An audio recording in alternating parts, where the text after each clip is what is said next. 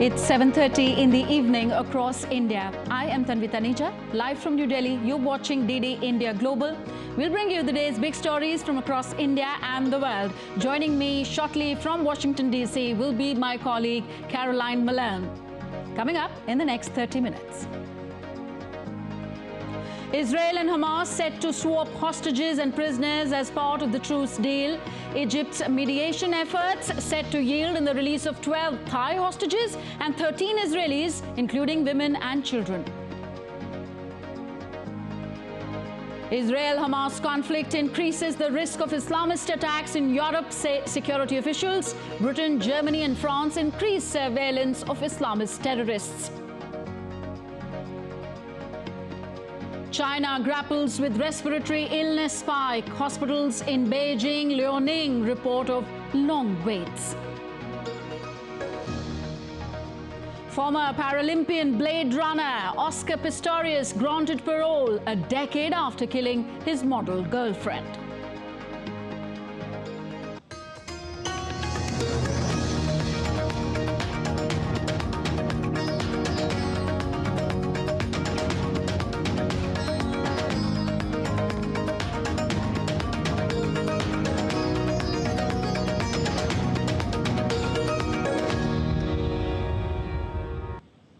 A 4-day ceasefire between Israel and Hamas in Gaza came into effect today.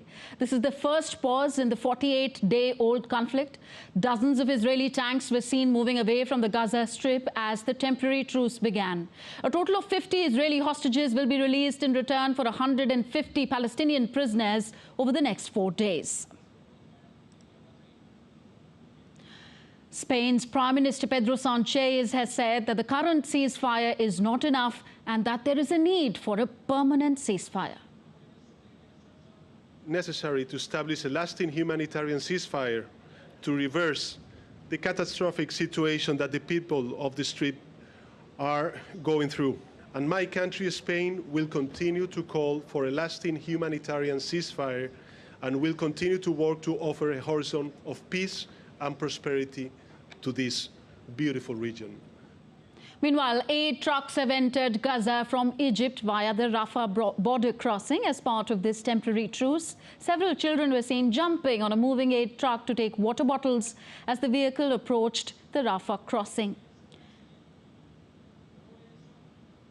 Egypt has said that 130,000 litres of diesel and 4 trucks of gas will be delivered daily to Gaza during the 4-day truce, and that 200 aid trucks would also enter the enclave in a day. Now, European security officials are seeing a growing risk of attacks by Islamists being radicalized by the Israel-Hamas conflict, with the biggest threat likely to come from lone wolf assailants. More than 10 intelligence and police officials in 5 European countries, including Britain, Germany and France, claimed that they are increasing the surveillance of Islamist militants there.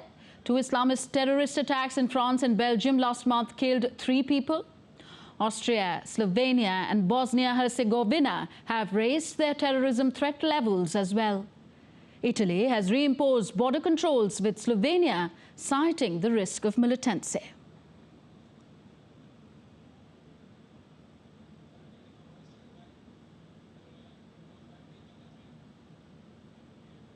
Now, there are 6 days to go for the COP28 climate summit, which will be held in the UAE. Ahead of the summit, there have been welcome visits to Antarctica by UN Chief Antonio Guterres and Chilean President Gabriel Boric. All this to raise awareness on climate change. My colleague Caroline Malone is in Washington, D.C. She gives us more on this and other stories making headlines around the world. Caroline, over to you. Hi, Tanvi. Well, the 28th Conference of the Parties to the UN Framework Convention on Climate Change, COP28, is set to happen November 30th to December 12th in the United Arab Emirates. The COP28 agenda includes diverse themes and initiatives aimed at catalyzing global action to combat climate change. This gathering pushes for a collective commitment required to navigate the challenges posed by climate change and to forge a sustainable future for all. The United Nations Secretary-General Antonio Guterres and Chilean President Gabriel Boric visited Antarctica to raise awareness about environmental challenges. Guterres is said to advocate for climate action at the upcoming COP28 in Dubai next week. Guterres and Boric were seen exploring the Collins and Nelson glaciers and observing the diverse native species of the region to reinforce an urgent need for action. Well, one of the world's largest icebergs, called A23A, which reaches almost 4,000 square kilometres, can be seen in the southernmost part of Antarctica through satellite images. The iceberg, which is twice the size of Greater London, is on the move beyond Antarctic waters after more than 30 years of being stuck to the ocean floor. Meanwhile, Brazil plans to propose a fund to pay for the conservation of tropical forests at the COP28 climate summit. Brazil's top climate diplomat said they will present the idea of a tropical forest conservation fund at a meeting with ministers from 7 other Amazon rainforest countries. He said it's a conceptual proposal to create a fund and conserve tropical forests in 80 countries. Brazil's President Luiz Inácio Lula da Silva has laid out Brazil's priorities for its G20 presidency, which begins in December. In a cabinet meeting, Lula stressed the need to focus on issues like reducing hunger and poverty, addressing climate change and reforming global governance to bring about meaningful change. He also criticised international financial institutions for their practices and called for reform, with the expansion of the membership of the Permanent UN Security Council. The G20 foreign ministers will meet in Rio de Janeiro in February 2024.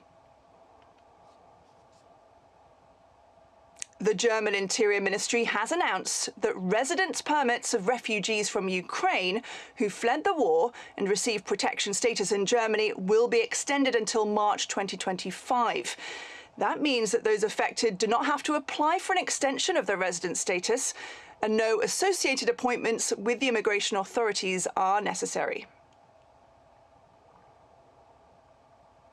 Well, news from Ireland now. At least 5 people, including 3 young children, were attacked in a stabbing incident in the capital, Dublin, on Thursday.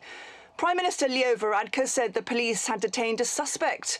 Police said the girl sustained a serious injury while 2 other children are also being treated for less serious injuries.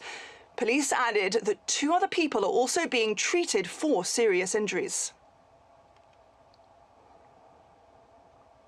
Well, clashes between protesters and riot police also broke out in Dublin following the knife attack. Police in riot gear pushed back protesters near the scene of the stabbing. Ireland's police chief said 34 people had been arrested over the rioting. Police have also said the attack happened on Dublin's Parnell Square, where members of the public intervened to stop the attack from being any worse.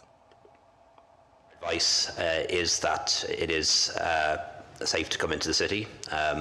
The riots that occurred last night only occurred in a relatively small part of it, thankfully, and were contained within hours. And while some shops may not be open, the vast majority are. And we're saying to people that it is safe to come into the city, that there will be a heightened Garda presence, more than might have been the case in the past.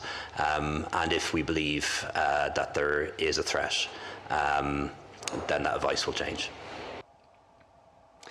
Well, in Ecuador, business heir Daniel Noboa has been sworn in as the new president. Ecuador's youngest ever president, 35-year-old Noboa, pledges to reduce violence and create jobs via urgent legislative reform. The South American country is facing deep economic challenges and a spike in violence. Noboa will serve as president for just 17 months, finishing predecessor Guillermo Lasso's term after the latter brought forward elections to avoid likely impeachment. To fight violence, we must fight unemployment. The country needs jobs. And to create them, I will send urgent reforms to the Assembly, which should be treated with responsibility and by putting the country first. Madagascar is set to announce preliminary results of its presidential election on November 24th or 25th. The country's incumbent president, Andry Rajoelina, is on course for a re-election in a vote marked by low turnout and an opposition boycott. DD India's Isaac Lakundo has more. The looming announcement of preliminary results in Madagascar's presidential election has the Indian Ocean island on edge. Alleged irregularities and low voter turnout are already tainting the possible re-election of President Andry Rajoelina. By Wednesday evening, the National Electoral Commission had declared that Rajoelina secured 60% of the votes, with 68% of polling stations having announced their results. These results put him on course for a third term as leader of the island's 28 million people. However, 10 out of 13 candidates in the election have already declared that they will not support Rajoelina's possible election. Allegations of his acquisition of French citizenship in 2014, a factor for disqualification, contributed to many of them boycotting the elections. Rajoelina, a former DJ and mayor of the capital, Antananarivo, served as the president of a provisional government in Madagascar for 5 years before later being elected president in 2019. Isaac Lukando in Dar es Salaam, reporting for DD India. South Africa's former Paralympic star Oscar Pistorius, who was jailed in 2014 for killing his girlfriend Reeva Steenkamp, has been granted parole effective from January the 5th next year. The Department of Correctional Services announced that Pistorius will complete the remainder of his sentence in the system of community corrections and will be subjected to supervision in compliance with parole conditions until his sentence expires. Well, more than 1,000 workers at Amazon's warehouse in UK's Coventry began a strike on Friday as part of a long-running dispute over pay. As informed by the trade union GMB, workers and activists across Europe have also planned protests against Amazon, aiming to disrupt its warehouses and prevent merchandise from reaching Amazon parcel lockers on one of the busiest shopping days of the year. The strike has already seen multiple walkouts so far this year. Well, it's Black Friday here in the United States, a day when Americans still full from Thanksgiving turkey kick off their holiday gift buying. It's often one of the busiest shopping days of the year, and retailers offer steep discounts to compete for consumers. But DD India's Tony Waterman explains there's a dark cloud hanging over this year's shopping bonanza. Black Friday is synonymous with deals in the U.S. You can often get the latest electronics, appliances, clothing, you name it, for 40, 50, even 60% off regular prices, which is why it has always been one of, if not the busiest shopping days of the year. The National Retail Federation, which is the largest retail trade group in the U.S., says more than 180 million people are planning to shop over the Thanksgiving holiday, and the vast majority of them are doing that today on Black Friday. And those consumers are expected to spend slightly more money than they did last year, but the growth of that spend is slowing, which has businesses worried. Many big-name retailers, including electronics giant Best Buy, upscale department store Nordstrom, and Abercrombie & Fitch, have all issued lackluster fourth quarter forecasts. The common concern, the economy. Despite a solid jobs market and low unemployment, consumers are under pressure from persistent inflation. Things just cost more, which has eaten into their savings, and higher interest rates mean they're spending more on credit card debt, which could hold them back this holiday season. This has left retailers really cautious and intently focused on not just Black Friday, but also Cyber Monday, which is the big online sales day after Thanksgiving. If sales are strong, the holiday season could prove better than expected, but if they're muted, it could signal a ho-hum, ho-ho-ho season. In Austin, Texas, Tony Waterman reporting for DD India. Well, that's it from me here in Washington. Back to you in the studio, Tanvi. Thank you very much, Caroline, for joining us. Caroline Malone joining us from our Washington bureau. You're watching DD India Global. We're now going back to our top story on the Israel-Hamas hostage deal, this temporary truce that is in effect today, and this is a 4-day ceasefire, and Hamas is set to release 13 hostages, for which Israel will release also 39 prisoners as part of this deal. Now, DD India's Amritpal Singh joins us live for more. Amrit, yes, we're all expecting that update on Hamas set to release 13 hostages and Israel 39 prisoners in return. Now, some Israelis are hopeful that all the hostages held by Hamas will be freed soon. How are you seeing this? How realistic is this hope? Well, that's the hope. You know, if you have a hostage family member who's hostage and you want them to come back, so there is a lot of hope in Israel, or they're hoping that Hamas releases them. But practically, for a fact, what we know is that the understanding between Israel and Hamas, mediated by Qatar and the United States, is that in the first tranche, 50 Israeli hostages will be released, most of them women and children. There is a number of hostages that will be released by Israel, or prisoners released by Israel as well. In their prisons, it's the swap is said to be to the ratio of 1 to 3. As we know, 13 are getting released today, so 39 they are releasing. So, you know, about 150 ought to be released over the next 4 days. Now, what happens after that remains still ambiguous. Netanyahu says that he will continue the offensive on Hamas. The war will continue. He said that today as well, that the war will continue after the 4-day truce. You know, earlier they had given an incentive to the Hamas, saying that 10, if you it'll be increased. If you release 10 hostages in a day, it'll be the truce will be extended per day if you stick to the number of 10. So we'll have to see whether Hamas takes that up, because Hamas hasn't responded to that. You know, in negotiations, a lot of give and take takes place.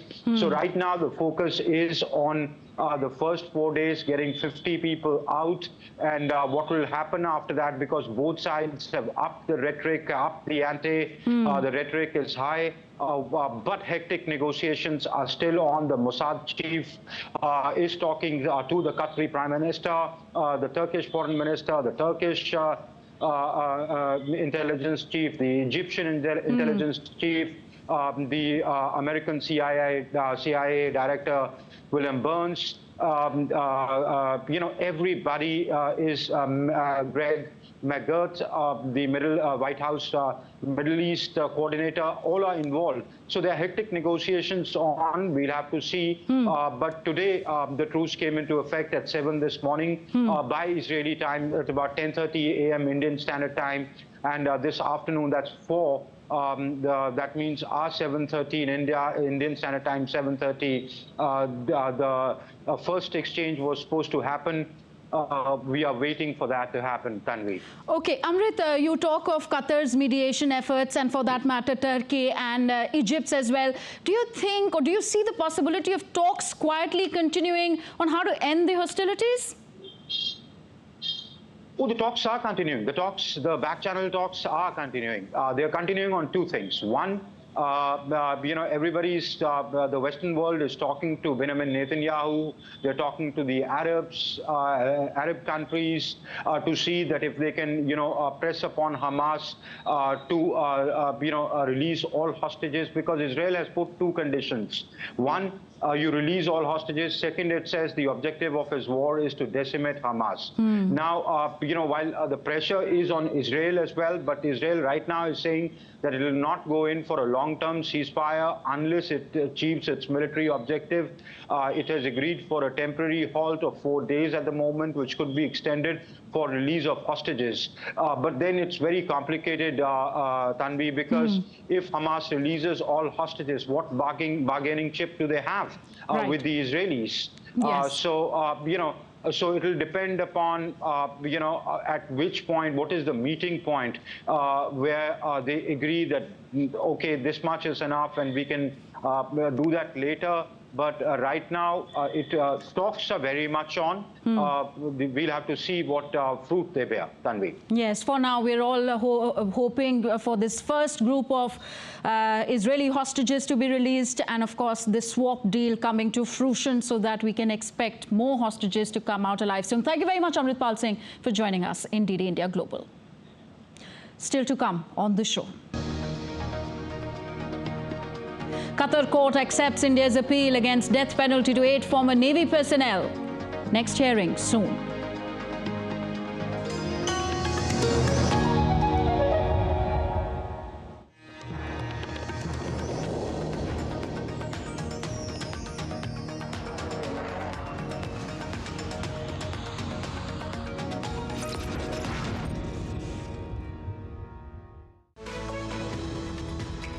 We just don't bring you the news as it unfolds. We get to the heart of the matter. We don't just present facts. We demystify complex social, political, and economic events. We break stories that shape the world's present and future because you deserve the truth. I am Tanvi Taneja from New Delhi. I'm Ollie Barrett from London. I'm Nick Harper from Washington, D.C. Join us on DD India Global Monday to Friday at these times.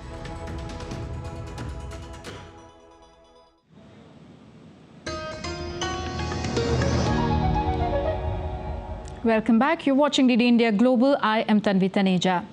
Next, news from India. Massive rescue operation to prepare an escape route for the 41 workers trapped inside the Silkyara tunnel in India's Uttarkashi is underway, and it has reached the final phase. The auger drilling has been halted for now. A new pipe will be put in after the welding. Quick drying cement and chemicals are being used to accelerate the rescue work. India and the United Kingdom conducted a Defence Consultative Group meeting in New Delhi today. Leaders of both sides discussed a host of regional security issues and reviewed defence industrial cooperation proposals in missile systems and electric propulsion. Both sides also planned for the increased interactions and joint activities in the maritime domain.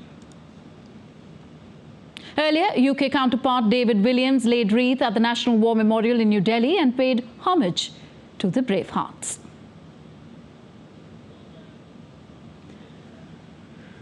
The Qatar court has accepted plea against death penalty to 8 Indian ex-Navy personnel. The appeal was filed after the Court of First Instance of Qatar passed a judgment on October 26th in the case involving 8 Indian employees of Al-Dahra company, where the verdict of death penalty was awarded to them. On November the 7th, the Indian embassy in Doha got another round of consular access where they had met these 8 individuals. Highlighting India's dedication to international cooperation in the UN peacekeeping operations, the Centre for United Nations Peacekeeping India under the Indian Army conducted a United Nations pre-deployment course for military officers from 16 friendly foreign countries and the Indian Army. The course, a collaborative effort with the Ministry of External Affairs, focused on empowering participants through leadership development, tactical training, and operational effectiveness. Beyond the military aspects, the 3-week program included cultural exchange, yoga classes, heritage tours, and a showcase of made in India equipment used in these UN peacekeeping missions. And now we take a look at other stories making news around the world. On Friday, the British pound rose 0.3% to trade around the dollar 1.257, nearing its highest in almost 3 months. This was lifted in part by a broad-based retreat in the dollar as well as a rise in the UK. Bond yields after this week's budget update included a forecast of higher government debt issuance. Against the euro, sterling was recorded up 0.2% at 86.84 pence. Thousands gathered in central Madrid to watch the switching on of Christmas lights in the Spanish capital. Madrid's mayor, José Luis Martínez Almeida, kicked off the Christmas season by lighting up the big tree of Sol Square. The World Health Organization has said that China had shared data about a recent surge in respiratory illnesses in children 1 day after the agency said it was seeking information about the possibility of undiagnosed pneumonia cases there. According to a WHO statement, the Chinese data indicated no detection of any unusual or novel pathogens. Still, situation is scary in China as the hospitals there are reporting long queues and long waits. All right, and now an interesting story. British music store HMV is set to make a comeback after a 4-year absence. The century-old record store is back at its former flagship store on London's Oxford Street, offering vinyl, clothing and merchandise, promoting physical stores in an increasingly online age.